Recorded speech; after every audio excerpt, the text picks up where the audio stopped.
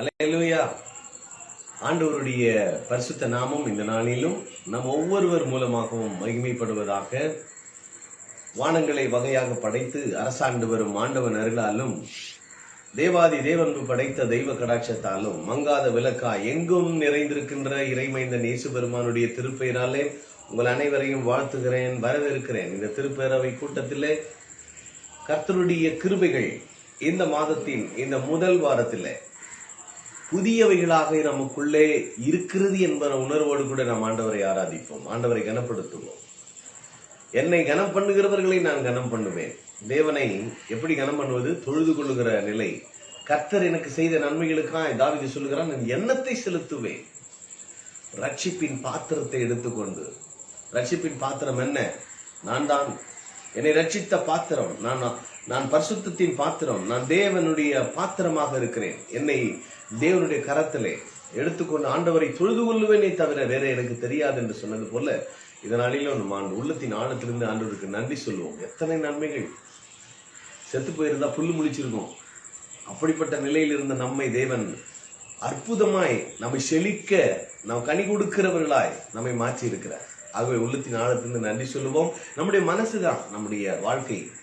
ஆகவே நம்முடைய உள்ளத்தின் ஆழத்திலிருந்து மனதிலே தேவனை எண்ணினவர்களாய் ஒரு சின்ன நன்மைகள் செய்யவில்லை அவர், ஒரு சின்ன சின்ன காரியங்கள் அவருக்காக நாம் என்ன செய்திருக்கிறோம். ஆகவே உள்ளத்தின் ஆழத்தில் நன்றி சொல்லி தேவனுடைய கரத்திலே நம்மை விட்டுக் கொடுப்போம்.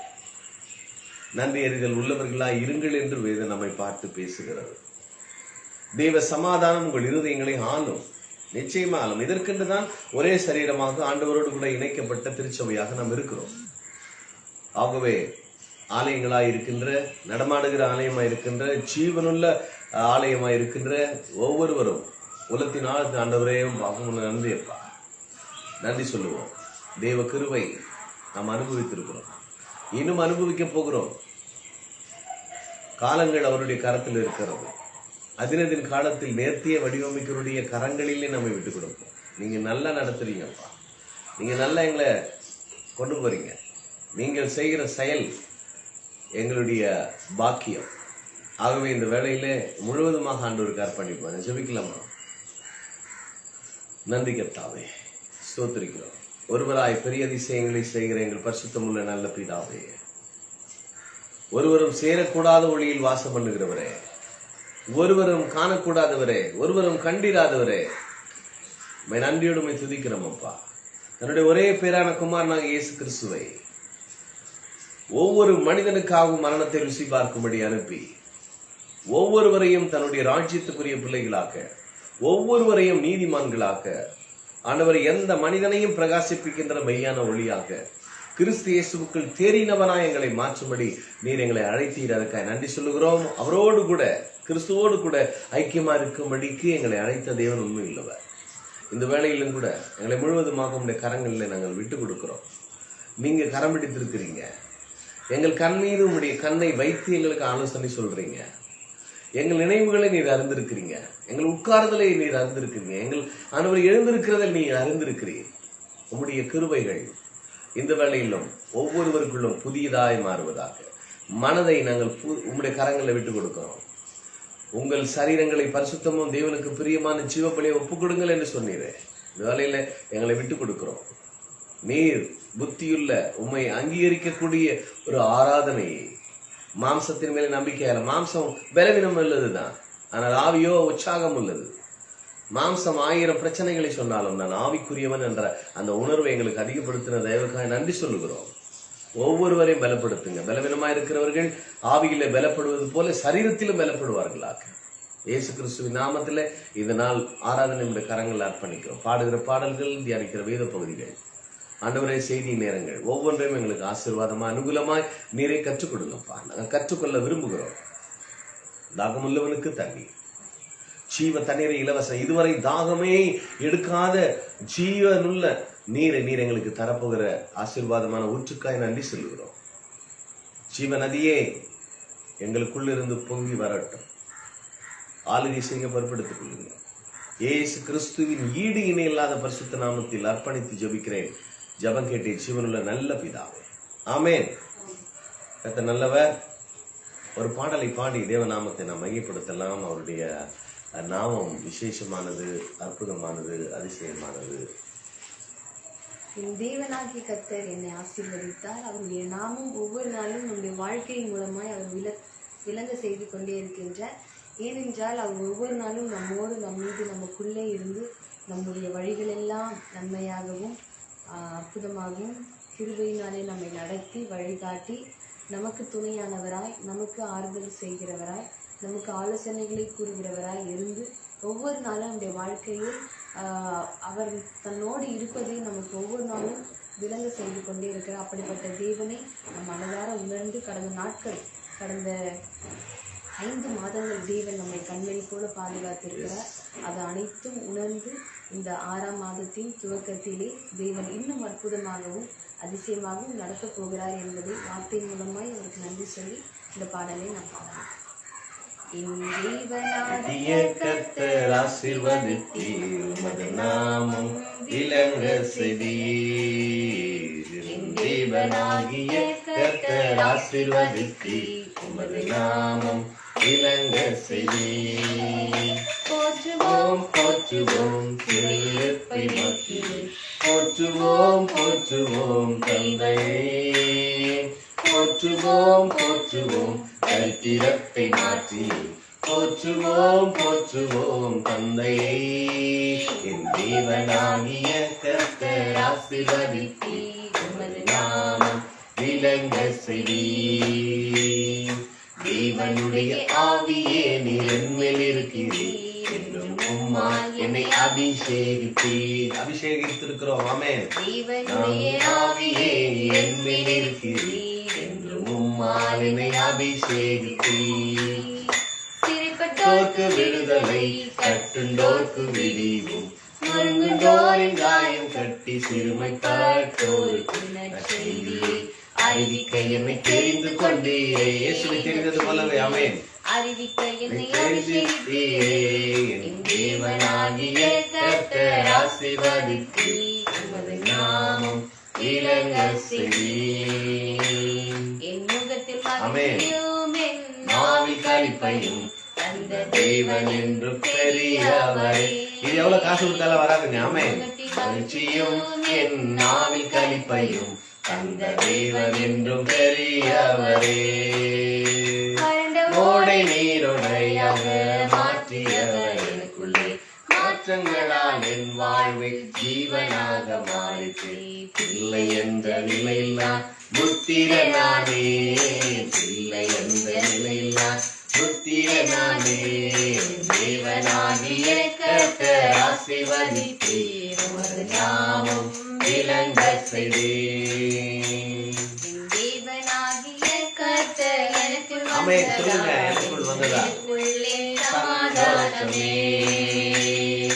தேவனாகிய கர்த்தர் எனக்குள் வந்ததா, என்றும் எனக்குள்ளே சமாதானமே.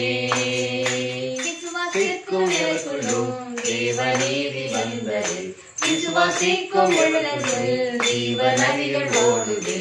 பலிக்குதே பலிக்குதே எல்லாருக்குள்ளுமே, வித்தியாசமே இல்லையே எவர்கள் மேலுமே. பலிக்குதே பலிக்குதே எல்லாருக்குள்ளுமே, வித்தியாசமே இல்லையே எவர்கள் மேலுமே. தேவனாகிய கர்த்தர் ஆசீர்வதித்தீர், உமது நாமம் விளங்க செய்தீர். அவரை பற்றுகிற விசுவாசம், அவரை பற்றி இருக்கும் பொழுது, அவரோடு இணைந்து இருக்கும் பொழுது நம் பயம் நீங்கி இருப்போம். இருளை விட்டு தேவனுடைய ராஜ்யத்தில் இருப்போம்.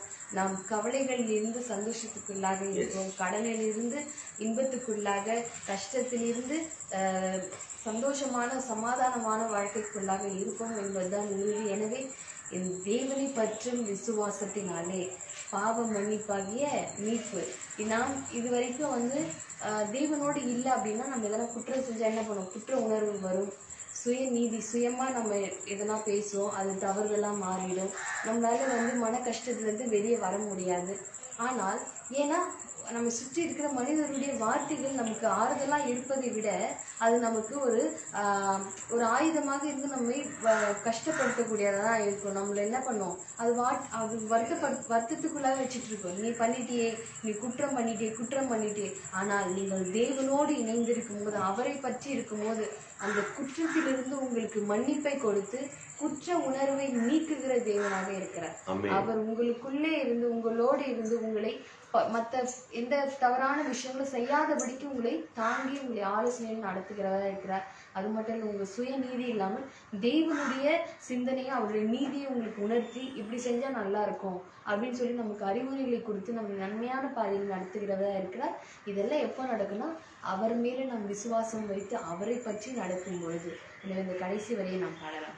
உண்மை பற்ற விசுவாசத்தினாலே என்னென்ன கிடைக்குது பாருங்க. பாவ மன்னிப்பு, இருளை விட்டு ஒளி, சாத்தானின் அதிகாரத்திலிருந்து விடுதலை, இப்படி பல ஆசீர்வாதங்களை இலவசமாய் தேவனை விசுவாசிக்கிறனால வருது. விசுவாசிப்போம், இந்த வார்த்தை உணர்ந்து நாம் பாடுவோம். உம்மை பற்றும் விசுவாசத்தினாலே பாவ மன்னிப்பும் பரிசுத்தரின் சுதந்திரம் பெற்றேன். ஆமென். உம்மை பற்றும் விசுவாசத்தினாலே பாவ மன்னிப்பும் பரிசுத்தரின் சுதந்திரம் பெற்றேன். இருளை விட்டு ஒளியிலும் சாத்தான் அதிகாரத்திலும் குற்ற உணர்விலிருந்தும் சுயநீதியிலிருந்தும் என்னை தேவனுக்கு சேர செய்தீரே. என்னை தேவனுக்கு சேர வைத்தீரே.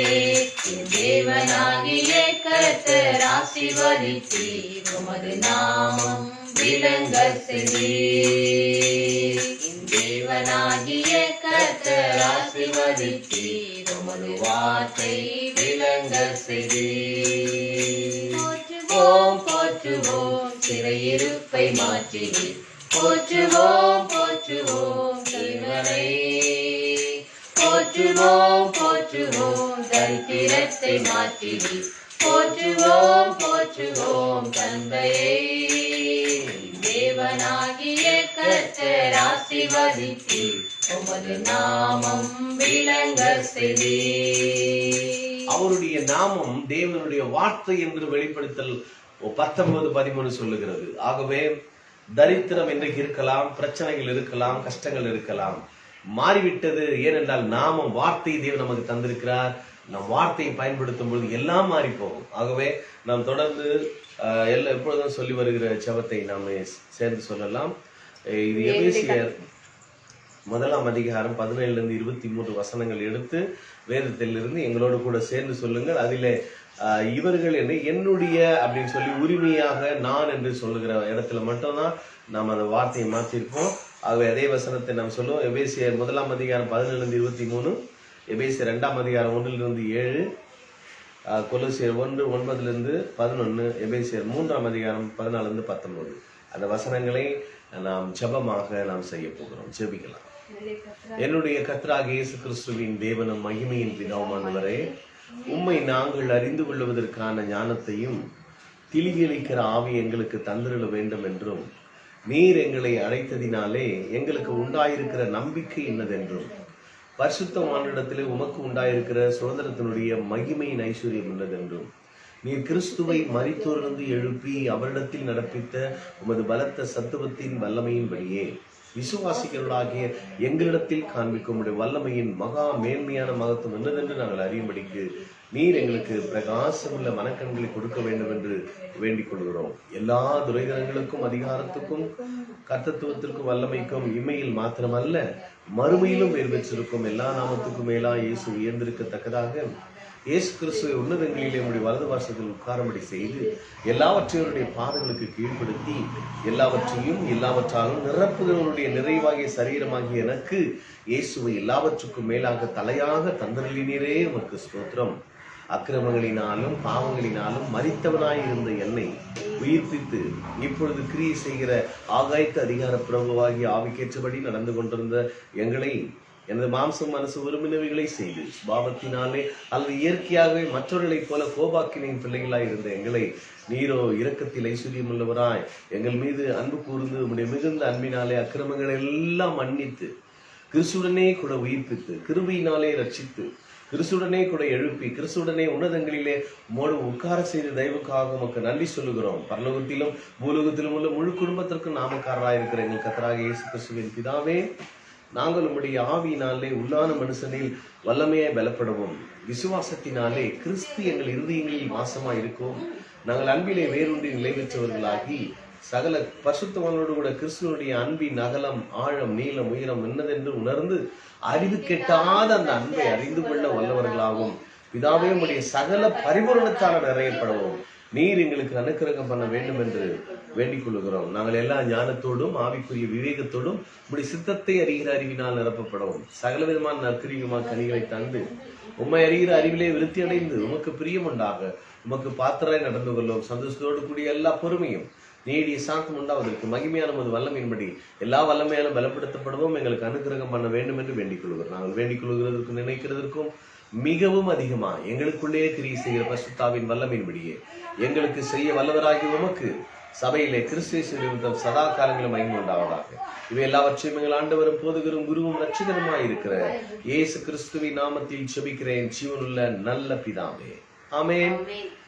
கர்த்தர் நல்லவர். இந்த அற்புதமான காலை நேரம் இன்ப ஜெப தியானம். ஒவ்வொரு நாளும் ஆண்டவருடைய வார்த்தையை கொண்டு நான் ஜெயிக்கிறோம். வார்த்தை சுமந்தே அனுதினமும் சேர்ந்தேமோடு வாழ்கிறேனே. இந்த ஒரு சரணத்தை பாடி நாம் கர்த்தருடைய வார்த்தைக்கு நாம் பட சொல்லுவோம்.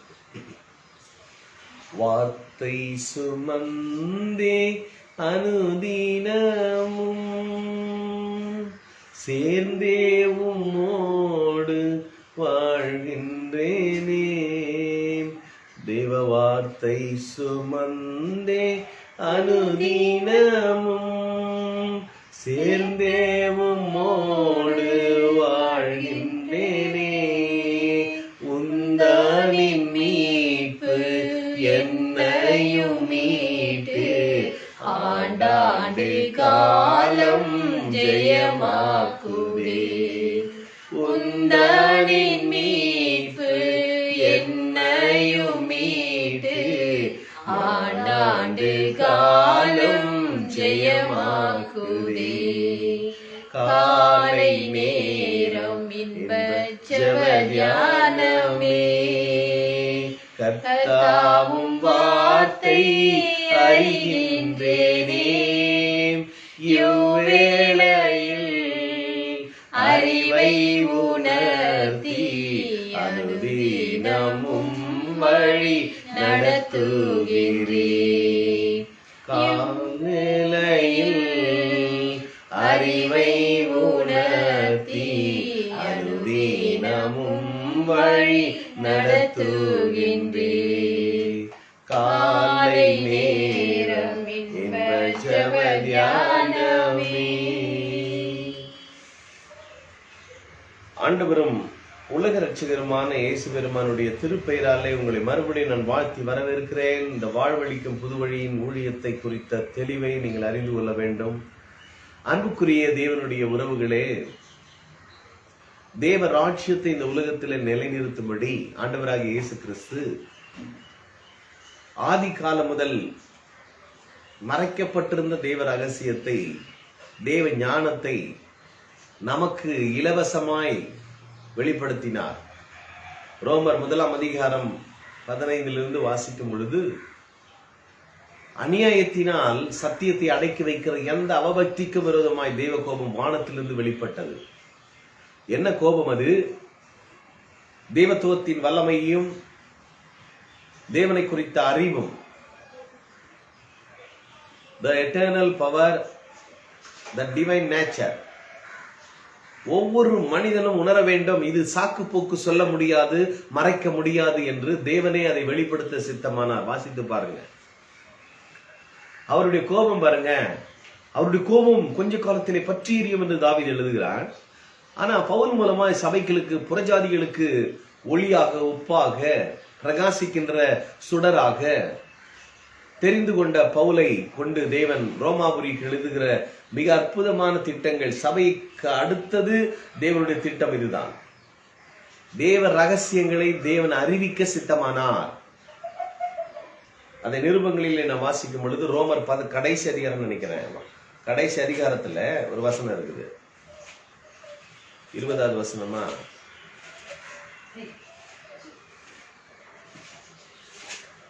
ரோமருக்கு எழுதின நிருபம் வாசிங்க, கடைசி அதிகாரம் 25வது வசனமா, 25 கரெக்ட், 16-25. ஆதி காலம் முதல் அடங்கி இருந்தது. என்ன அடங்கி இருந்தது? தேவனை குறித்த அறிவு தெரியாத அநேகருக்கு. கடவுளை பார்த்தா செத்துனவன் ஓடி ஒளிஞ்சிருவான், உண்மையாவே செத்துருவான். ஏன்னா தேவன் அவ்வளவு வல்லமை உள்ளவர், ஒருவரும் சேரக்கூடாத ஒளியில் வாசம் பண்ணுகிறவர். அப்போ அவரை இந்த உலகத்துக்கு வெளிப்படுத்த இயேசு கிறிஸ்துவை அவர் வார்த்தையின் வடிவிலே ஆதியிலிருந்து செயல்பட்டு இருக்கிறார். இவரை கொண்டுதான் உலகங்களை உண்டாக்கி இருக்கிறார் என்று வேதம் தெளிவாய் சொல்லுகிறது.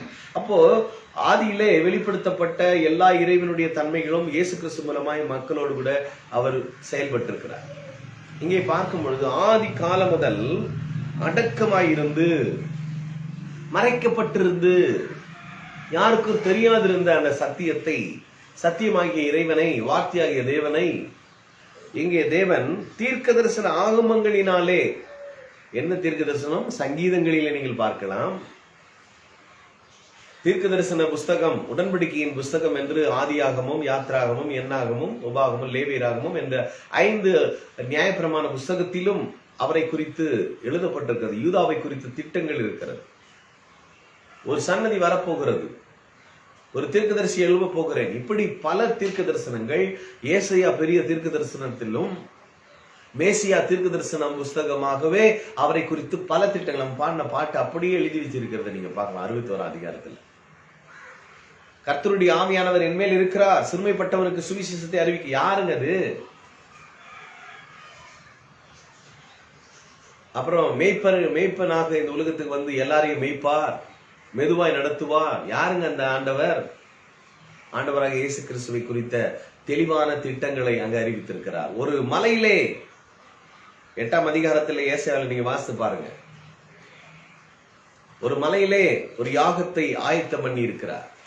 அது வாசிக்கலாமா அந்த வசனத்தை? ஆண்டவரை குறித்த பல தீர்க்க தரிசனங்கள் ஏசாயா தீர்க்க தரிசன ஆகமத்தில் நீங்கள் வாசிக்கலாம். 8ஆம் அதிகாரத்தில் நினைக்கிறேன்.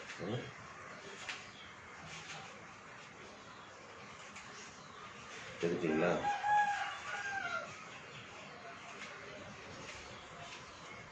என்ன பண்ணும்? 25ஆம் அதிகாரம் 8வது வசனம் பாருங்க, 6வது வசனம். சேனைகளின் கர்த்தர் இந்த மலையிலே, என்ன மலை அது? கொல்கதா மலையிலே ஜனங்களுக்கு ஒரு விருந்தை ஆயத்தப்படுத்தி இருந்தார். ஒரு விருந்து. என்ன விருந்து? அது குழுமையான விருந்து. பதார்த்தங்களும் பழமையான திராட்சரசமும் ஊனும் நிறமுள்ளதான பதார்த்தங்களும் தெளிந்த பழமையான திராட்சரசம் நிறைந்த விருந்தாயிருக்கும். சகல ஜனங்கள் மேலும் உள்ள முக்காட்டையும், சகல ஜனங்கள் மேல் இருக்கிற முக்காடு, இதுதான் அடங்கி இருந்தது. ஒரு காலத்தில் தேவனை குறித்த அறிவு எல்லாருக்கும் வெளிப்படையா இல்லை. முக்காடு இருந்தது. இந்த முக்காடு யார் மூலமாக நீக்கப்படுகிறது? அடுத்து வாசுங்க. சகல ஜாதிகளையும் மூடி இருக்கிற மூடலையும் அடங்கி இருக்கின்ற எல்லா ரகசியங்களையும் இந்த மலையிலே அகற்றி, அந்த மலையில நடக்க போகுது அப்படின்னு சொன்னார். அந்த மலை எந்த மலைங்க? கபாலஸ்தலம் என்கிற கொல்கதா மலையிலே இயேசு கிறிஸ்து தன்னை அர்ப்பணிக்கும் பொழுது, அங்கே விடுதலையான ஒரு பூமியெல்லாம் இருளா இருந்த நேரத்தில் அவர் மரித்த பொழுது நமக்கு விடுதலை உண்டானது. அவர் மரித்தார், நான் பிழைத்தேன். அதாங்க அந்த மலையில ஒரு யாகத்தை, என்ன விருந்தை ஆயத்தப்படுத்தியிருந்தார். என்ன விருந்து? மதிப்புக்குரிய கருத்துக்குரிய விருந்து. அது பழமையானது, திராட்சரசம், அது ஜீவன் உள்ளது. அவர் கொடுக்கின்ற எல்லா ஆசீர்வாதங்களும் நமக்கு ஆசீர்வாதமான ஊற்றாத ஜீவ அப்பமாகவே அவரையே கொடுத்தார், தன்னையே கொடுத்தார். அதுக்கு மேல இல்லை அப்படின்றதுக்கு தான் அந்த தன்னை கொடுக்கின்ற நிலை. இதுக்கு மேல ஏதாவது இருந்தா கொடுத்துட்டு இருக்கலாம், என்னையே கொடுத்தார். அதனாலதான் 8:32 ரோமர்ல பிதாவாகிய தேவன் சொல்றாரு, என் தன் சொந்த குமாரன் என்றும் பாராமல் எல்லாம் உங்கள் எல்லாருக்காகவும் அவரையே நான் கொடுத்துட்டேன்பா, வேற என்ன இருக்குது?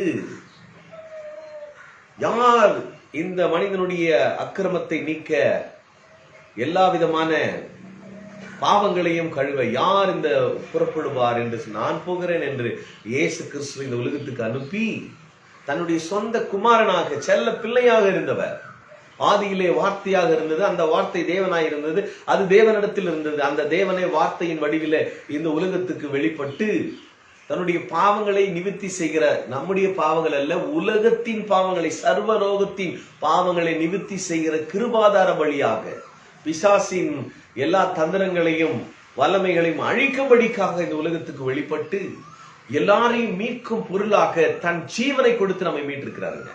எத்தனை அருமையான இந்த நிலையை எண்ணி பார்த்தீங்கன்னா அதை அனுபவிக்காம இருக்க முடியாது. நிறைய பேருக்கு தெரியல, சத்தியம் புரியல. ஏதோ ஒரு வழிபடுற மாதிரி வழிபடுறோம். ஆண்டவரை இன்னைக்கு உருவமாக வழிபாட்டுக்குரியவராகவே நாம் பார்க்கிறோம். என் வணக்கத்துக்குரிய என்னுடைய எல்லா பணிகளுக்கும் அவர் இன்றைக்கும் செயல்படக்கூடிய ஆவியில தேவனோடு இணைக்க வேணும். அதுதான் வாழ்க்கை. அதுக்குதான் நிறைய திட்டங்களை தேவன் கொடுத்தாரு. ஆகவே அன்புக்குரியவர்களே, இந்த தேவனுடைய திட்டங்களை நாம் தெளிவாக புரிந்து செயல்பட அழைக்கப்பட்டிருக்கிறோம். இப்ப வாசிங்க, ஆதி முதல் அடக்கமாயிருந்து இப்பொழுது தீர்க்கதரிசன ஆகமங்களிலே வெளியரங்கமாக்கப்பட்டிருக்கிறது. வெளியரங்கமாகவே எழுதி வைத்திருக்கிறார். யாரும் இல்லைன்னு சொல்ல முடியாது. இங்கே மூடல் முக்காடு அப்படிலாம் நம்ம பார்த்தோம். இங்கே என்ன முக்காடு? அப்போஸ்தலனாகிய பவுல் கூட அந்த வெளிப்பாடு மூலமா எழுதுறது நீங்க பார்க்கலாம். 2 கொரிந்தியர் 3ஆம் அதிகாரம் கடைசி வசனம் பாருங்க, 16 நினைக்கிறேன்.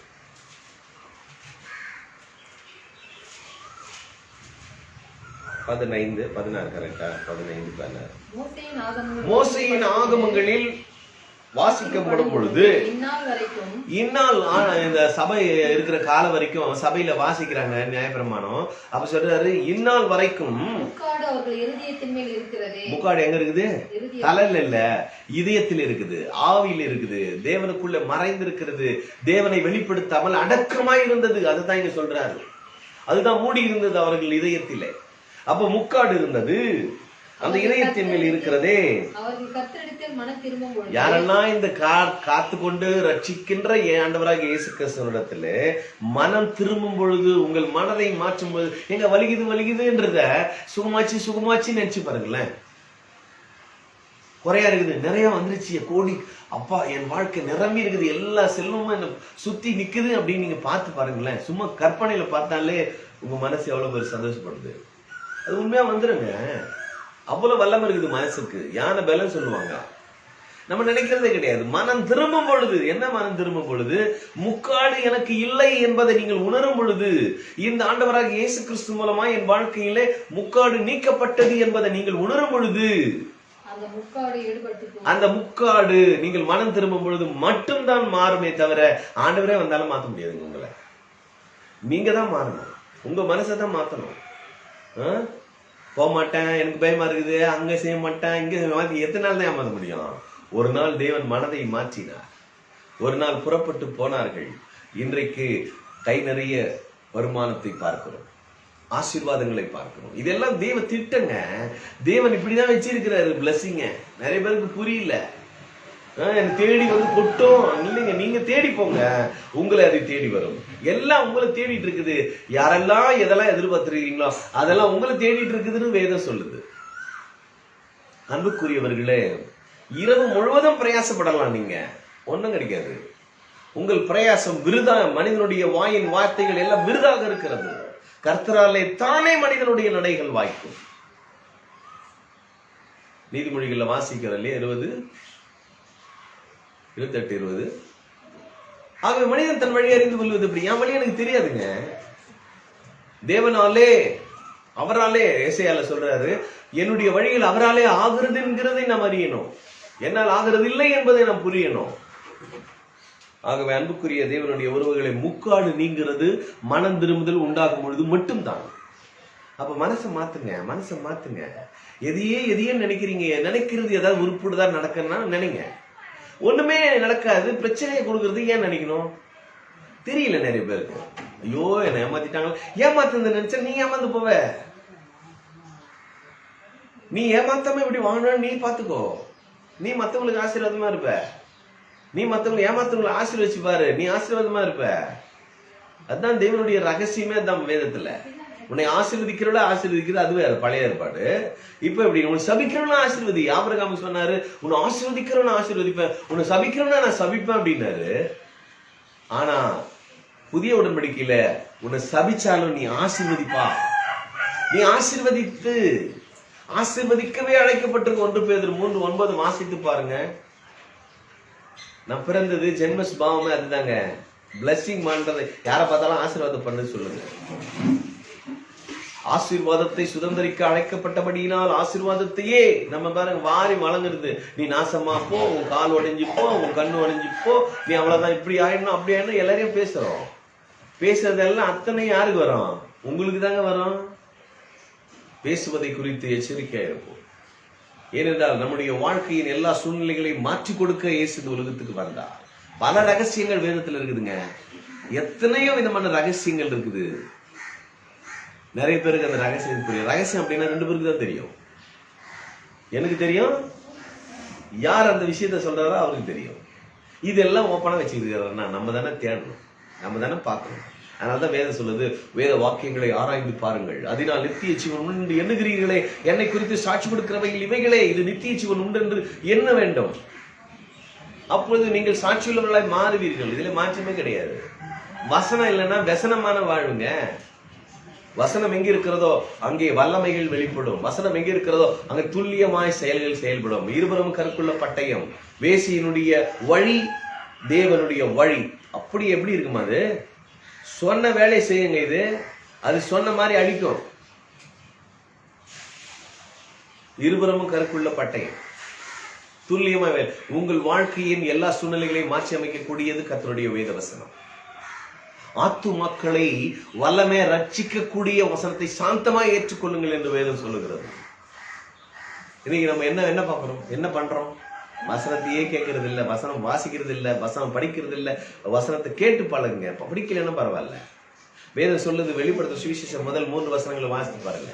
இதை வாசிக்கிறவன், இதை வாசிக்கிறவர்கள், வாசிக்கிறவன் அந்த ஒரு வசனத்தை மட்டும் வாசிச்சுட்டு இன்னொரு செய்திக்குள்ள நம்ம கடந்து செல்லலாம். வெளிப்படுத்த சுவிசேஷம் 1ஆம் அதிகாரம் 1ஆவது வசனம் பாருங்க. தேவனுடைய வசனத்தை குறித்து இங்கே சொல்லுகிறார்.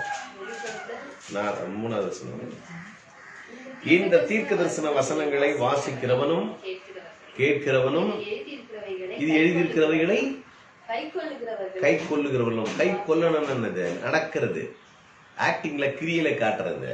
விஷன் இருக்கணும், மிஷன் இருக்கணும், ஆக்ஷன் இருக்கணும். சும்மா வெளிப்பாடுங்க தேவன் கொடுத்துட்டாருங்க, இந்த வசனம் அப்படி எனக்கு தெரியுங்க, சத்தியம் தெரியுங்க. எப்பங்க மிஷின்ல வர போறீங்க? எப்பங்க ஆக்ஷன்ல வர போறீங்க? உங்க வாழ்க்கையில செயல் வடிவம் எப்பொழுது கொடு? வேதனை வரும்போது விசுவாசத்தை அப்ளை பண்ணி பாருங்க, வேதனை வெளியே வந்துருவீங்க.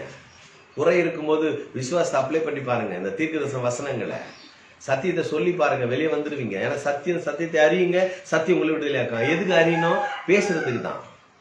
நீங்க உருவாக்க பிறந்தவர்கள். வார்த்தையை பேசும் பொழுது உருவாக ஆரம்பிக்கும். ஜெபம் அப்படிதான் சொல்லுது வேதம். மார்க் 11:24 வாசித்து பாருங்கள். எவைகளாவது என் நாமத்தினால் நீங்கள் கேட்டால் அவைகளை பெற்றுக்கொண்டோம் என்று விசுவாசியுங்கள், அப்பொழுது அவைகள் உங்களுக்கு உண்டாகும். 1 யோவான்லயும் அதுதான் சொல்றாரு 2ஆம் அதிகாரத்துல. என் நாமத்தினை எதை கேட்டாலும் அவருடைய சித்தத்தின்படி கேட்டால் அவர் எனக்கு செவி கொடுக்கிறார் என்பது அவர் மேல் வைத்திருக்கிற தைரியம். அதை பெற்றுக்கொண்டோம் என்று விசுவாசிங்கள், அப்பொழுது உங்களுக்கு அது பெற்றுக்கொள்வீங்க. இதுல மாற்றமே கிடையாது. ஆகவே தீர்க்க தரிசன வசனங்களை, தேவனுடைய வாக்கியங்களை, சத்தியத்தை ஒவ்வொரு நாளும் வாசிக்குங்கள், ஒவ்வொரு நாளும் அதை நேசியுங்கள், அதை கட்டிபிடித்து அதை அனுபவிக்க ஆரம்பியுங்கள். உங்க வாழ்க்கை அற்புதமாக மாறும். நீங்கள் பாக்கியவான்கள் என்று வேதம் சொல்லுது. வாசிக்கிறவன் பாக்கியவான். இது கேட்டாலும் பாக்கியம். வாசிக்க தெரியாதையா? கேளையா. கேட்கவும் காது இல்லையா? என்னையா பண்றது? இன்னைக்கு நிறைய டூல் தேவன் தந்திருக்கிறார். எப்படியும் உணர்த்த வல்லவர். என்னுடைய ஆவியிலே அவர் பேச வல்லவராக இருக்கிறார். ஆக ஒவ்வொரு நாளும் வார்த்தை பிடிப்போம், வாழ்விலே மாற்றங்களை காணலாம். ஜெபிக்கலாம். நல்ல பிதாவை நன்றி சொல்லுகிறோம். இந்த ஞாயிற்றுக்கிழமையில உடைய வார்த்தையின் தெளிவை, உடைய திட்டங்களை நாங்கள் ஆண்டவரை வேத வாக்கியங்கள் மூலமாய் புரிந்து கொண்டோம். தொடர்ந்து எங்களோடு கூட இடைபடும். நீ கற்றுக்கொடும், கற்றுத்தார். இயேசுவின் நாமத்தில் பிதாவே, ஆமென். நாம் இப்பொழுது கர்த்தருடைய இன்னொரு செய்தியை நாம் கேட்கலாம். கர்த்தருடைய நாமம் எல்லா வேளையிலும் மகிமைப்படுவதாக. உங்கள் அனைவரையும் ஞாயிற்றுக்கிழமையிலே சந்திப்பதில் மிகவும் மகிழ்ச்சி அடைகின்றோம். தேவனுடைய வார்த்தை நம்மை வாழ வைக்கின்றது. தேவனுடைய வார்த்தைன்னு சொல்றேன்னா இயேசு கிறிஸ்து வார்த்தையாக இருக்கிறார். அவர் இயேசு கிறிஸ்துவால் நம்ம ஒவ்வொரு நாளும் வாழ்ந்து கொண்டு இருக்கிறோம். ஒவ்வொருடைய வார்த்தைகளும் ஒரு ஆறுதலாக இருந்தால் அது நமக்கு எதிர இருக்கிறவங்களுக்கும் ஒரு ஆறுதலானதாக இருக்கு. இதுவே அவர்களை கஷ்டப்படுத்தக்கூடிய வார்த்தைகளை நாம் சொல்லும் பொழுது அது அவர்களை வருத்தத்துக்குள்ளாய் மாற்றுது. அப்போது இந்த பேசுகிற வார்த்தை எவ்வளவு முக்கியம். ஒரு வார்த்தை வாழ வைக்கவும் செய்கிறது, ஒரு வார்த்தை ஒருத்தரை வருத்தத்துக்குள்ளாக மாற்றவும் செய்கிறது. அப்போது நாம் எதை சூஸ் பண்ணுறோம்? அப்போ தேவன் ஒரு வார்த்தையாக இருக்கிறான்னா அது எவ்வளோ பெரிய ஒரு லைஃப் கிவிங்காக இருக்குது. ஒவ்வொரு வேர்டுமே ஒருத்தருக்கு ஒரு புது லைஃப்பை உருவாக்கக்கூடியதாக இருக்கிறது. மனிதர் பேசுகிற வார்த்தைகளையும் நான் சொல்லலை, நம் தேவனே அவருடைய வார்த்தையாக இருக்கிறார். தேவனுடைய வாயிலிருந்து புறப்படுகிற வார்த்தையாக இயேசு கிறிஸ்து இருக்கிறார். அப்போ அவருடைய வார்த்தை எப்படிப்பட்டதா இருக்கும் அப்படிங்கிறது தான் ஒரு மனித உருவிலே வந்த இயேசுவை நாம் பார்க்க அவருடைய தன்மைகளை அனைத்தும் நாம் புரிந்து வேதத்தின் மூலமாக அறிந்து கொள்கிறோம். நம் சுவிசேஷ புஸ்தகத்திலே 4 புஸ்தகங்களிலும் அவரை பற்றி அற்புதமாக வெளியரங்கமாக்கப்பட்டிருக்கிறது. எதுவும் மறைப்பொருளாக வைக்கப்படவில்லை, அனைத்தும் நமக்கு வெளியரங்கமாக்கப்பட்டிருக்கிறது. ஸோ அப்படியாக கடந்த நாட்களிலே தேவன் என்னை அற்புதமாக ஒரு சாட்சியாக வைத்திருக்கிறார் என்பதை இந்த நாளிலும் நான் சந்தோஷமாக அதை சொல்வதற்கு நான் ஆசைப்படுகிறேன். வாழ்க்கையிலே ஒவ்வொரு காலகட்டங்களிலும் ஏற்றமும் இருக்கும், இரக்கமும் இருக்கும். அப்படியாக என்னுடைய வாழ்க்கை இப்படிதான் இருக்கும் என்று நாம் நினைக்கும் பொழுது சில தவறுகளினாலும் சில சூழ்நிலைகளினாலும் சில மாறுதல்கள் இருக்கும். ஆனால் அதையெல்லாம் நம்ம எப்படி ஃபேஸ் பண்ணி அடுத்த கட்டத்துக்குள்ள நம்ம ரன் பண்ணிகிட்டே இருக்கிறோம் அப்படிங்கிறதான் முக்கியம். ஸோ அதெல்லாம் நம்ம முயற்சி செய்து வாழணும் அப்படின்னா அதுக்கு ஒரே ஒரு ஆறுதலாக இருப்பது நம் அனைவருக்கும் இயேசு கிறிஸ்துவாகிய வார்த்தை நமக்குள்ளே இருந்தால், நாம் அவரோடு இணைக்கப்பட்டிருந்தாலே எப்படிப்பட்ட சூழ்நிலைகளாக இருந்தாலும் நாம் ஜெயிக்க முடியும் என்பதுதான் உண்மை. ஸோ அப்படி அந்த ஞானம் இருந்தாலும் அதை செயல்முறைப்படுத்த முடியாத அந்த காரணத்தினாலே நிறைய காரியங்கள் சில டவுன்ஸ் இருந்தது. இதெல்லாம் எப்படி மேற்கொள்றது அப்படின்னு கொஞ்சம் சில நேரங்களில் கடினமாக இருந்தது. அதெல்லாம் தாண்டி இப்பொழுது நிற்கும் பொழுது எப்படி அந்த பிள்ளை பெற்றவருடைய வழி, அந்த பிள்ளை சிரிப்பையும் அந்த முகத்தை பார்க்கும்போது அந்த பெற்றோருக்கு அந்த வழி பெருசாக தெரியாது, அனைத்தும் மறைந்து போயிடும். அதுபோல் நாம் நம்முடைய கடினமான நாட்கள் மாறி அற்புதமான நாட்கள், சந்தோஷமான நாட்கள் வந்தது என்று அதிலே நாம் பார்க்கும்போது பட்ட கஷ்டங்கள் நமக்கு மறைந்து விடுகிறாரு. அந்த வழி அப்படியே நமக்கு நிற்க போகிறதில்லை. ஸோ அப்படியாக தேவன் ஒவ்வொரு நாளும் அவருடைய அற்புதமான வழியிலே என்னை நடத்தி இப்பொழுது சந்தோஷமாக சமாதானமும் வைத்திருக்கிறார். அது எப்போ எனக்கு அது நடந்தது அப்படின்னா அவரை முழுமையாக நம்பும் பொழுதுதான், நம்பிக்கை அவர் மேலே வைக்கும் பொழுதுதான் அந்த வாழ்க்கை அற்புதமாக இருந்தது என்பதை நான் உணர்ந்தேன். ஸோ எவ்வளோ விஷயங்கள், ஒரு ஃபேமிலி பேசுகிற வார்த்தைகள், இதெல்லாம் நமக்கு நிறைய விஷயங்கள் ஒரு டவுன் நம்மளை அழுத்தத்துக்குள்ளே இருந்தது. அதனால நான் வளரல, ஒரு வளர்ச்சி எனக்கு கிடைக்கல. ஒரே எப்படி தான் இதை நான் மாற்றுறது, எனக்கு எப்படி மாற்றணும்னு சொன்னாலுமே நிறைய ஆலோசனைகள் கிடைச்சாலுமே என்னால் அதை செய்ய முடியலை. அப்போ என்னை செய்ய வைக்கிறவர் யார்? எனக்குள்ளே இருக்கிற நான் அவரோட கனெக்ட் இல்லாததுனால என்னால் அதை செய்ய முடியாமல் இருந்தது. ஆனால் ஏதோ நம்ம பேசுகிறோம், என் தேவன் எனக்கு எல்லாம், என்னோடு இருக்கிறார், இது பேசுறதல்ல, அந்த உணர்வுக்குள்ளே நாம் மாற வேண்டும். நம் மனமும் நம் சிந்தனைகளும் செயல்களும் ஒன்றாக இணைக்கப்படும் பொழுதுதான் பேச்சு ஒன்று இருக்கும், ஆனால் செயல் வராது. செயல் இருக்கும், ஆனால் பேச்சில் இருக்காது. அப்படி இல்லாமல் சிந்தனையும் செயலும் எண்ணங்களும் தேவன் நாம் பேசுகிற மாதிரி செயல்களும் இருக்கும்படியாக தேவன் எனக்கு மாற்ற உதவி செய்தார். ஸோ அது எல்லாம் அவரோடு இணைந்து நம்ம செய்யணும்னு ஒரு நாள் தெரிஞ்சுக்கிட்டு அது மனப்பூர்வமாக, அப்பா நான் உண்மைதான் நான் நம்புகிறேன், என்னுடைய வாழ்க்கையில் நீங்கள் என்ன நினைக்கிறீங்களோ அது நடக்கட்டும்ப்பா அப்படின்னு சொல்லிட்டு ஒவ்வொரு காரியங்களிலும் என் தேவனை முன்வைத்து அவர் என்னோடு இருக்கிறார், எனக்கு சக்ஸஸாக முடியும், அவர் என் கூட இருக்கிறார், என்னால் முடியும், தேவனால் கூடாத காரியம் ஒன்றுமில்லை, அவர் என்னோடு இருக்கும்போது என்னால் கூடாத காரியம் ஒன்றுமில்லை, என்னால் எல்லாம் கூடும், என் தேவனால் எல்லாம் கூடும், அவர் என்னோடு இருப்பதினாலே என்னாலும் எல்லாம் கூடும் என்று அந்த அந்த கனெக்டாய் ஒவ்வொரு வார்த்தையும் நம்ம இணைந்து நாம் நடக்கும் பொழுது வாழ்க்கை ரொம்ப அற்புதமாக இருந்தது.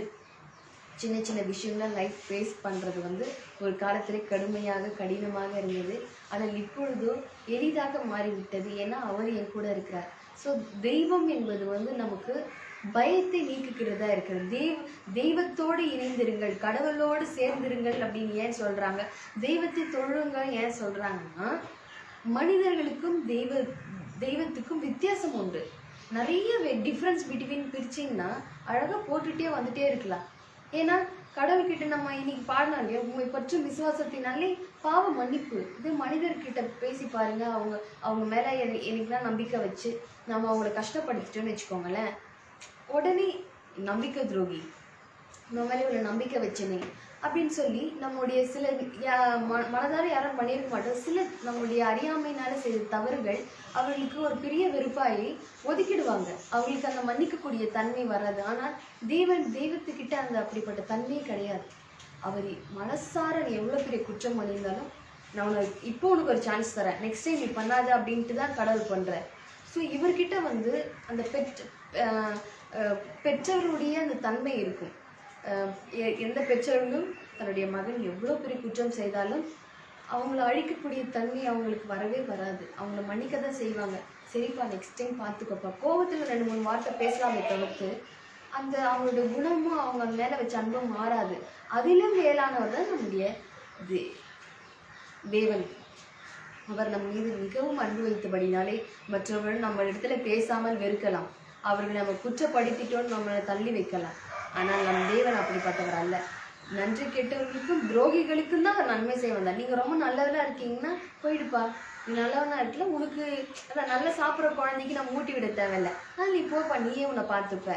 ஆனால் முடியாதவங்களாம் நான் வந்தேன், அவங்க தப்பு பண்ணுறாங்களா அவங்களுக்கு நான் நன்மை செய்ய வந்தேன், அந்த தப்பை உணர்த்தி அவங்க அதை செய்யாத அளவுக்கு நான் நடத்த வந்தேன் அப்படின்னு சொல்லி தான் தேவன் சொல்கிறாரு. ஸோ நாம் வந்து குற்ற உணர்வு இருக்க வேண்டிய அவசியம் இல்லை. என்னோட லைஃப் இருளில் தான் இருக்கணும்னு அவசியம் இல்லை. இன்றைக்கு நான் இருக்கும் இந்த நிலைமை நேற்றை விட அடுத்த லெவலில் தான் இருக்குது. அது குறைவாக தேவன் வைக்கலை. ஸோ அப்படி தான் நம்மளை மாற்றிட்டே இருக்க. அவரை எப்படி பார்க்குறோம்? நம்ம ஒவ்வொரு நிமிடம் அவர் மேலே நம்பிக்கை வைக்கணும். அவருக்குள்ளே நாம் இருக்கிறோம், அவர் நமக்குள்ளே இருக்கிறார். அப்போ என்ன எதனா ஒரு விஷயம் தாக்குதுன்னா அவரை தாண்டி தான் வரணும். ஏன்னா நான் அவர் பொறுப்பு. ஒரு கட்டத்தில் வந்து சில சூழ்நிலை வந்து ஐயோ இதுக்கு மேலே அவ்வளோதான் போல, என்ன பண்ண போகிறேன்னா அப்படின்னு அப்போ ஒரு சடனாக ஒரு திங்கிங், நான் ஏன் பயப்படணும்? இது அவர் கொடுத்தது, இது அவருடைய ஜீவன், நான் பிழைப்பதும் நான் அசைவதும் அவராலே, அவர் பொறுப்புதலில் நான் இருக்கிறேன். இப்போ என்னுடைய ப்ராப்பர்ட்டி இருக்குன்னா, இப்போ எனக்கு ஒரு வீடு இருக்குது, எனக்குன்னு ஒரு ரெஸ்பான்சிபிலிட்டி, எனக்கு ஒரு ப்ராப்பர்ட்டி இருக்குன்னா அதை நான் கேராக நான் பார்த்துக்கிட்டு அதை ரினியூவல் பண்ணி அந்த இடத்த நான் பராமரித்து நான் பார்த்துக்கணும். நான் பார்த்துக்கல அப்படின்னா அது அப்படியே தான் இருக்கும். இல்லை யாராவது வந்து அதை அழிச்சு போட்டுருவாங்க, நாசம் பண்ணிடுவாங்க. ஸோ என்னுடைய கண்ட்ரோல் இருக்கும்போது பாதுகாப்பாக இருக்கும்.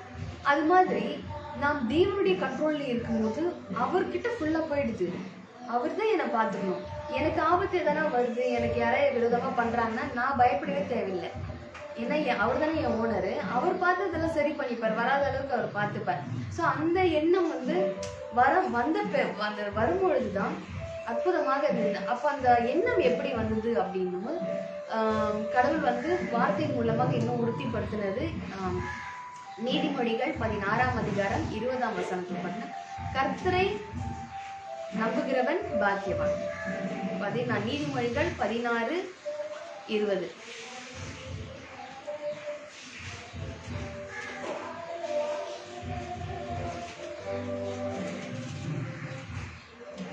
விவேகத்துடன் காரியத்தை நடப்பிக்கிறவன் நன்மை பெறுவான், கர்த்தரை நம்புகிறவன் பாக்கியவான்.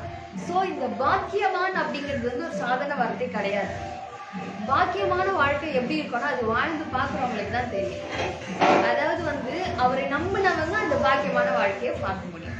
ஸோ நம்ம வந்து பாக்கியமான வாழ்க்கை எப்படி இருக்கும், நான் ஒரு பாக்கியமான நீங்க நினைச்சீங்கன்னா அவரை நம்பி பாருங்க, அப்புறம் உங்க லைஃப் எப்படி இருக்கும், அதுதான் பாக்கியமான வாழ்க்கை.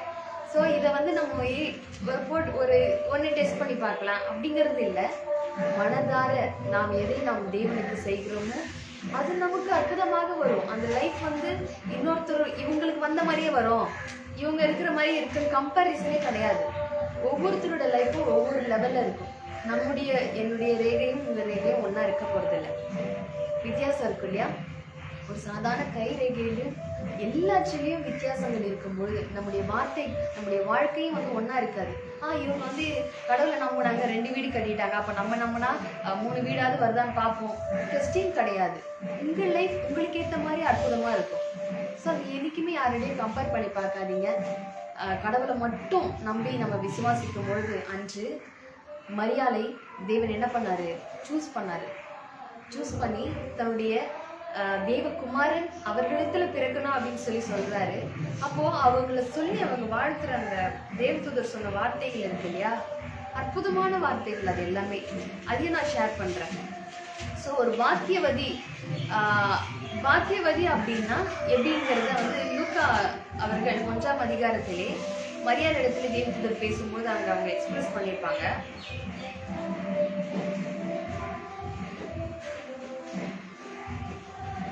லூக்கா 1ஆம் அதிகாரம் 28ஆம் வசனம். அவள் இருந்த வீட்டில் தேவதூதன் பிரவேசித்து என்டர் ஆனதுமே அவருடைய வார்த்தை எப்படிப்பட்டதுன்னா, கிருபை பெற்றவளே வாழ்க. முதலாவது நம்ம வாழ்த்த கத்துக்கணும். தேவதூதருடைய வாழ்த்துதல் எப்படி பெற்றது?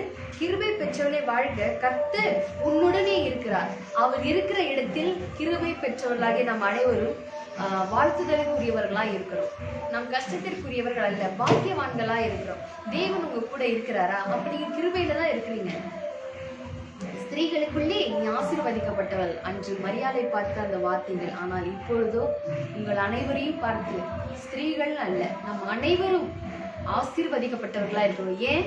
தேவன் உங்களோடு இருக்கிறார், உங்களுக்குள்ளே இருக்கிறார். நீங்க விசுவாசிக்கிறீங்களா? அப்போ கன்ஃபார்மா நீங்க ஆசீர்வதிக்கப்பட்டவர்கள். உங்களோட தேவன் இருக்கிறாரு, நீங்க விசுவாசிக்கிறீங்களா? 100% நீங்கள் கிருபை பெற்றவர்கள். அவளோ அவனை கண்டு அவன் வார்த்தையினாலே கலங்கி. இந்த வாழ்த்துதல் எப்படிப்பட்டதோ, சில பேர் நம்ம மனசார வாழ்த்துனா கூட என்ன மனசுல ஏதோ ஒன்று வச்சுட்டு தான் வாழ்த்துறாங்க போல, இது ஏதோ பின்னாடி இருக்கே அப்படின்ட்டு அவனுக்கு தோணும். ஸோ அந்த மாதிரி அவங்க யோசிக்கிறாங்க. தேவதூதன் அவளை நோக்கி, மரியாதை, நீ பயப்படாதே, நீ தேவனிடத்தில் கிருபை பெற்றாய். தேவன் உங்களோடு இருந்தால் நீங்கள் பக்கத்து வீட்டுக்காரங்கிட்டயோ உங்க வீட்டுல இருக்கிறவங்க கிட்ட இருந்து கிருபை பெறல, தேவனிடத்திலிருந்து கிருபை பெற்றிருக்கிறோம். தேவன் வாக்குத்தத்தத்தில் மாறாதவர். அவர் சொல்ற ஒவ்வொரு வார்த்தையும் மாறாது. உங்களுக்கு கிருபைன்னா, அதாவது நீங்க செலக்டட் பர்மனன்ட் ஜாபுக்கு நீங்க செலக்டட்னு லிஸ்ட் வந்துட்டா செலக்டட் தான், அது என்னைக்குமே மாறாது. டிஸ்குவாலிஃபைனா டிஸ்குவாலிஃபை தான், அது என்னைக்குமே மாறாது. அது மாதிரி தேவன் உங்களை தேவனிடத்திலிருந்து நீங்கள் கிருபை பெற்றிருக்கிறீர்கள். இதோ இக்கர்ப்பவதியாகி குமாரனை பெறுவார். அவர் எப்படிப்பட்டவர்? ஒரு சாதாரண ஸ்திரீயின் இடத்திலே அவளை சூஸ் பண்ணி அவளை பிளஸ் பண்ணி, தேவன் உன் கூட இருக்கிறாருமா, நீ தேவனிடத்திலிருந்து கிருபை பெற்றிருக்கிற, பயப்படாதன்னு சொல்லிட்டு அவர் கூட இருக்கிறவர் எப்படிப்பட்டவர்னு சொல்றாங்க பாருங்க. அப்போ அவங்க எவ்வளவு பிளஸடா இருந்திருப்பாங்க இல்லையா? அன்று தன்னுடைய வயிற்றுல இப்படிப்பட்ட ஒரு குழந்தை நமக்காக நம்ம இடத்துல பிறக்க போகுது அப்படின்னா அது எவ்வளவு பெரிய பிளெஸ்ஸிங். அவர் பெரியவராய் இருப்பார், உன்னதமானவருடைய குமாரன் எனப்படுவார். கர்த்தராகிய தேவன் அவருடைய பிதாவாகிய தாவீதின் சிங்காசனத்தை அவருக்கு கொடுப்பார். அவர் யாக்கோபின் குடும்பத்தாரை என்றென்றைக்கும் அரசாள்வார். அவருடைய ராஜ்யத்துக்கு முடிவே இராது. அப்ப அவருடைய ராஜ்யத்துக்கு எண்டு இல்லைன்னா அவர் நம்மளை பார்த்துக்கிற விஷயங்களை என்னைக்கும் முடிவே இல்லை. நம்முடைய முடிவை பத்தி யோசிக்க வேண்டிய அவசியம் இல்லை. நம்முடைய துவக்கத்தை நாம் அனைவரும் அறிந்திருக்கிறோம். அதோடைய தேதி, எப்போ நம்ம பிறந்தோம், நம்ம எப்போ வந்தோம் அப்படிங்கிறதுலாம் நமக்கு தெரியும். ஆனால் நம்முடைய முடிவு யாருக்குமே தெரியாது. அதை பற்றி நம்ம யோசிக்கவும் தேவையில்லை, அதை பற்றின கேரம் நமக்கு தேவையில்லை, கவலைக்கும் தேவையில்லை. ஆனால் ஒவ்வொரு நாளும் என் தேவனோடு இணைக்கப்பட்ட வாழ்க்கை எப்படி இருக்கின்றது, அவர் எவ்வளோ நன்மைகள் செய்தார் என்னுடைய வாழ்க்கையில, அவரை நம்பி இருக்கும்போது நான் எப்படி நல்லா இருக்கணும், அதே போல் அதை அறியாமல் இருக்கிறாங்க இல்லையா, அவங்க எல்லாருக்கும் நம்ம சொல்கிறதுதான் நம்முடைய வேலை. நான் கஷ்டப்பட்டேன், இப்போ நான் நல்லா வந்துட்டேன், நீங்களே இனி கஷ்டப்படாதீங்க, நீங்களே இப்படி இருக்கலாம். நம்ம ஒவ்வொருத்தரோட ஷேர் பண்ணுறது தான். ஒருத்தர் நம்ம பேச்சை கேட்கலன்னு அவங்களை வெறுக்கிறதோ அவங்கள விட்டு போதோ, இப்படிப்பட்ட குணங்கள் தேவன் நமக்கு கொடுக்கவில்லை. நன்றி கெட்டவர்களுக்கும் துரோகிகளுக்கு நன்மை செய்வந்த தேவனுடைய குணம் நம் அனைவருக்குள்ளும் இருக்க வேண்டும். அதை விவேகத்தோடும் ஞானத்தோடும் நம்முடைய பேச்சிலும் நம்முடைய சிந்தனையிலும் நம் நடத்திலும் நாம் காட்டும்பொழுது அவரை நம்புகிற நீங்கள் அனைவரும் கண்டிப்பாக பாக்கியவான்கள் தான் இருப்பீங்க. உங்களுடைய பாக்கியமான வாழ்க்கையை நீங்களே வாழ்ந்து பார்த்து மற்றவர்களுக்கு அதை ஷேர் பண்ணுங்க. நீங்கள் அனைவரும் ஆசீர்வதிக்கப்பட்டவர்கள். கர்த்தர் உங்களை அளவில்லாமல் ஆசீர்வதிப்பார். ஆமென். Praise the Lord. கர்த்தர் நல்லவர். உம்மை நம்பும் நான் பாக்கியவான். உம்மையே நம்பி இருக்கிறேன். உம்மை நம்பும் நான் பாக்கியவான், உம்மையே நம்பி இருக்கேன். உம் அன்பை நம்பும் நான் பாக்கியவான், உம்மையே நம்பி இருக்கேன். உம்மை நம்புவேன், நான் உம்மை நம்புவேன், உம்மையே நம்பியிருப்பேன். உம்மை நம்புகிறேன், நான் உம்மை நம்புகிறேன், உம்மையே நம்பியிருக்கேன். அவரை நம்புகிற எல்லாருமே பாக்கியவான்கள் தான், அதுல மாற்றமே இல்லை. ஆண்டவராக இயேசு கிறிஸ்து கல்வாரி சிலுவையிலே மரிக்கிறதுக்கு முன்பாக உலகத்துக்கு வந்து ஊழியத்தை ஆரம்பித்த நாட்களில் மலையில பிரசங்கித்த மிக முக்கியமான வேலை, சீசர்களுக்கு ஜெபத்தை கற்றுக் கொடுத்து அவர் சொல்லுகிற காரியங்கள் என்னன்னா, மத்தேயு 6ஆம் அதிகாரம் 14, 15 வசனங்களை நான் வாசிக்கிறேன். ஒரு 2 வசனம் தான் கேட்டு நான் திருவிருந்துக்கு ஆயத்தமாக நான் கடன் செல்லலாம். மனுஷருடைய தப்பிதங்களை நீங்கள் அவர்களுக்கு மன்னித்தால் உங்கள் பரமபிதாவும் உங்களுக்கு மன்னிப்பார். கவனிக்கிறீங்களா? மனுஷருடைய தப்பிதங்களை நீங்கள் அவர்களுக்கு மன்னியாது இருந்தால் உங்கள் பிதாவும் உங்கள் தப்பிதங்களை மன்னியாதிருப்பார். தேவன் என்னை மன்னித்திருக்கிறாரா மன்னிக்கவில்லையா என்பது உங்களுடைய நிலைதான். நீங்கள் மற்றவர்களை ஏற்றுக்கொள்ளும் பொழுது உங்களை அவர் ஏற்றுக்கொள்கிறார். இந்த நிலையை புரியணும். அதே 9ஆம் அதிகாரம் 6வது வசனத்தில் ஆண்டவர் சொல்றாரு, ஒரு மனிதனை, திமிர்வாதக்காரனை, சும்மா இல்ல, என்ன வாதக்காரன், நிறைய பேர் திமிர்வாதமா தான் இருக்கிறோம். இந்த படுக்கையில் இருக்கிற நிலையை மாறணும் அப்படின்னா அவரிடத்துல கொண்டு வர்றாங்க. அப்ப சொல்றாரு, உன் பாவங்கள் உனக்கு மன்னிக்கப்பட்டதுன்னு சொல்றாரு. அப்ப அவங்க சொல்றாங்க, என்ன பாவங்களை மதிக்க அதிகாரம் இந்த ஆளுக்கு எப்படியா கொடுத்தாங்கன்னு கேட்கிறாரு. அப்பதான் சொல்றாரு, படுக்கை எடுத்துக்கொண்டு போன்றது பெரிய விஷயமா? பாவத்திலே அவன் போய் திரும்பி பாவத்திலே இருந்தான், திரும்பி படுத்துப்பானே. அதனால பாவங்கள் மன்னிக்கப்படுவது தான் ரொம்ப முக்கியம் அப்படின்ட்டு பாவங்களை மன்னித்து அவனுக்கு சுகத்தை கொடுத்து அனுப்புகிறது. முதல் சொல்றாரு, பூமியிலே பாவங்களை மன்னிக்க மனுஷகுமாரனுக்கு அதிகாரம் உண்டு என்பதை நீங்கள் அறிய வேண்டும் என்று சொன்னார். அப்ப இயேசு கிறிஸ்துக்கு அந்த அதிகாரம் இருக்குதுன்னா எனக்கு இருக்குதா, நான் செய்யலாமா அப்படின்னா அதுக்கு ஒரு வசனம் சொல்றேன். அதுதான் நம்ம இப்ப வாசித்தோம். நீங்க மன்னிங்க அப்படின்னு சொல்லி அவரே கற்றுக் கொடுத்தாரு. மார்க் 11ஆம் அதிகாரம் 24, 25, 26 பாருங்க. நீங்கள் ஜெபம் பண்ணும்பொழுது எவைகளை கேட்டுக்கொள்ளுங்கள் அவைகளை பெற்றுக்கொள்வோம் என்று விசுவாசிங்கள், அப்பொழுது உண்டாகும். நீங்கள் நின்று ஜெபம் பண்ணும்போது ஒருவர் பேரில் உங்களுக்கு யாதொரு குறை உண்டாயிருக்குமானால் பரலோகத்தில் இருக்கிற உங்கள் பிதா உங்கள் தப்பிதங்களை உங்களுக்கு மன்னிக்கும்படி அந்த குறையை அவனுக்கு மன்னியுங்கள். நீங்கள் மன்னியாதிருப்பீர்களானால் பரலோகத்தில் இருக்கிற உங்கள் பிதா உங்கள் தப்பியங்களை மன்னியாதிருப்பார். ஆண்டவருடைய வார்த்தைக்கு கீழ்ப்படிவோம். நம்மை ஆண்டவருடைய சமூகத்தில் அர்ப்பணிப்போம். நம்ம எல்லோரும் எழுந்து நின்று திருவிருந்துக்கான ஆயத்தங்களை செய்வோம். எல்லோரும் ஆண்டவர் நமக்கு ஒப்புவித்ததை கர்த்தரத்தில் நாம் பெற்றுக்கொண்டோம். இது என்னவெனில், ஆண்டவராக இயேசு கிறிஸ்து காட்டி கொடுக்கப்பட்ட அந்த ராத்திரியிலே அப்பத்தை எடுத்து ஸ்தோத்திரம் பண்ணி அதை பிட்டு சீடல் கொடுத்த, வாங்கி புசியுங்கள், இது உங்களுக்காய் பிற்கப்படுகிற என்னுடைய சரீரம் என்று சொன்னார். எல்லோரும் எழுந்திருந்து கனம் பண்ணி ஆண்டவரை கனம் பண்ணும் விதங்களிலும் ஸ்தோத்திரித்து நம்ம புசிக்க போகிறோம். ஒவ்வொருவரும் நீங்களே உங்க கையில எடுங்க, நீங்களே பிரஷ் பண்ணுங்க, நீங்களே சாப்பிடுங்க. இது மதிப்புக்குரிய விருது. இதுக்கு ஒரு தகுதி அப்படின்னா, யாருக்கு தகுதி இல்லைன்னு நினைக்கிறோமோ அதான் தகுதி. அவரை ஏற்றுக்கொள்கிற ஒரு தகுதி தான். அவரை விசுவாசிக்கிற அனைவருக்குள்ளும் இது பள்ளிக்கு வித்தியாசமே கிடையாது. ஆகவே எல்லோரும் ஸ்தோத்திரம் பண்ணி ஆண்டவருடைய கரங்கள்ல நம்ம விட்டு கொடுப்போமா? ஒரே ஒரு சரணம் பாடும்போது எல்லாம் ரெடி ஆகுங்க. ஜீவப்பொம்மல்லோ கிறிஸ்துவின் தீவு சரீரமல்லோ, பாவமனங்களோ உனக்காய் பகிரப்பட்டதல்லோ, தேவகுமாரனின் ஜீவ அப்பத்தை நீ தின்று அவருடன் என்றும் பிழைத்திட கர்த்தரின் பந்தியில் வா. சகோதரி, கர்த்தரின் பந்தியில் வா, கர்த்தரின் பந்தியில் வா. ஒருவர் குறையை ஒருவர் அறிக்கையிட்டு ஒருவருக்காக ஒருவர் செபியுங்கள், ஒருவருக்கொருவர் மன்னியுங்கள் என்று இன்றைக்கு நாம் கேட்டோம். கர்த்தருடைய வார்த்தை எனக்காக எல்லாவற்றையும் கல்வாரி சிலுவையிலே அந்த மூடலையும் முக்காடையும் நீக்கிவிட்டார். அவருடைய சரீரம் நான் புசிக்கும் போது அவருடையவனாக இருக்கிறேன், அவருக்கு பங்காளியாக இருக்கிறேன். எபேசியர் 5:30 படி அவருடைய எலும்புக்கும் சதைக்கும் உரியவர்களாக இருக்கிறோம். என்னை அவரையும் பிரிக்க முடியாது. எலும்பு சதைன்னா ஒட்டிட்டு இருக்கும். அவருடைய ரத்தத்தையும் மாம்சமும் எப்படி இணைந்திருக்கிறதோ அது போல தேவன் நம்மோடு கூட இணைத்திருக்கிறார். ஆகவே சபை அவரோடு கூட இணைக்கப்பட்ட அவயவங்கள். அவர்தான் தலை. தலையை கனம் பண்ணும் வகையில ஆண்டவரை ஸ்தோத்திரித்து, ஆண்டவராகிய இயேசு கிறிஸ்துவினுடைய சரீரம் உங்கள் ஆவி ஆத்மா சரீரங்களை நித்திய வாழ்வுகள் காத்துக்கொள்ளும். இதை நான் புசிக்கும் பொழுது அவரோடு பங்காளிகளா இருக்கிறோம். இதை புசிக்கலைன்னா எனக்கு பங்கு இல்லைன்னு.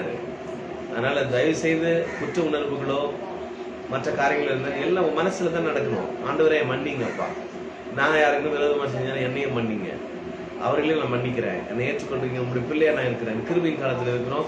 ஒரு செத்து போயிட்டா அதுக்கப்புறம் பேச முடியாது. ஆகவே இருக்கு மட்டுமே நாம் ஆண்டவரோடு கூட சரி செய்கின்ற, அது சீர்தூக்கி பார்க்கின்ற, தன்னைத்தானே யோசித்து நிதானித்து இதுல நம்ம பானம் பண்றோம். வேற ஒண்ணுமே கிடையாது. ஆண்டவராக இயேசு கிறிஸ்துவினுடைய சரீரம் உங்கள் ஆவி ஆத்மா சரீரங்களை நித்திய வாழ்கிறது காத்துங்க. எல்லாம் சோத்திரம் பண்ணி ஆசீர்வாதத்தை புசிங்க.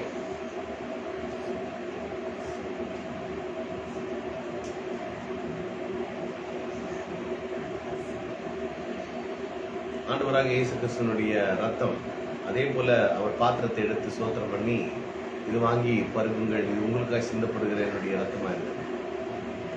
அவரை நினைக்கிற நினைவு, அவருடைய வருகையிலே பங்கு கொள்ளுகிற வருகையை எண்ணி பார்க்கின்ற நிலை, இதெல்லாம் செய்யுங்கன்னு சொல்லிட்டு போனாரு. அதனால நம்ம செய்யறோம். ஆகவே இது தேவனுடைய கட்டளைகளை நாம் நிறைவேற்றுகிறோம். புதிய உடன்படிக்கையின் கட்டளை இது வாரந்தோறும், தினந்தோறும், வீடுகள் தோறும், எல்லா இடங்களிலும் நாம் புசிக்கின்ற ஒரு நினைவு கூறு தான். சாப்பிட்றதுக்கு எது ஒன்றா எடுத்துக்கலாம், தண்ணி இருந்தாலும் எடுத்துக்கங்க. இன்னும் திராட்சை ரசம் இருந்தாதான் ஜீவனுக்கு ஈடானது, ஜீவனை கொடுத்தார் நினைக்கிறேன். அவ்வளவுதான். ஆண்டவராக இயேசு கிறிஸ்துவினுடைய ரத்தம் உங்கள் ஆவி ஆத்மா சரீரங்களை இது நித்திய வாழ்வுக்கு காத்துக்கள். எல்லாரும் சோத்திரம் பண்ணி பிளஸ் பண்ணி ஆசீர்வதித்து நீங்களே குடிங்க.